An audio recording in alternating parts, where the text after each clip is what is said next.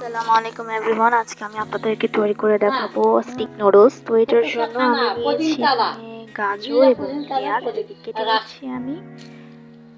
এগুলো কাটা শেষ। তো আজকে আমি শুধু গাজর দিয়ে রান্না করবো, আপনারা চাইলে অদর ভেজিটেবলগুলো অ্যাড করে ফেলতে পারেন।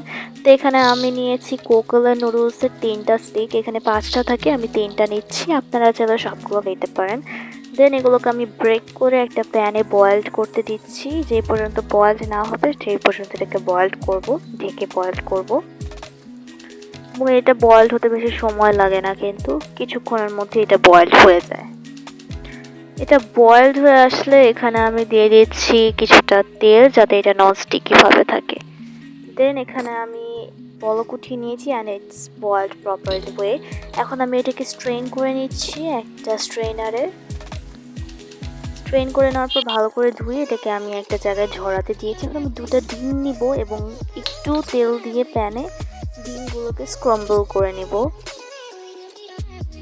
অ্যান্ড গাইস, ডিমগুলোকে মাস্ট স্ক্রাম্বল করতে হবে।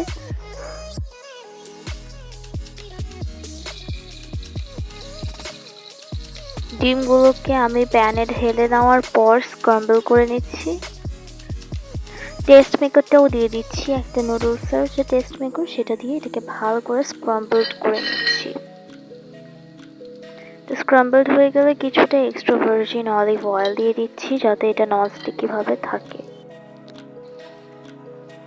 আমার ডিমগুলো স্ক্রাম্বলড করা শেষ। এখন আমি দিয়ে দিচ্ছি কিছুটা পেঁয়াজ কুচি, দেন ক্যারেটসগুলোকেও দিয়ে দিব।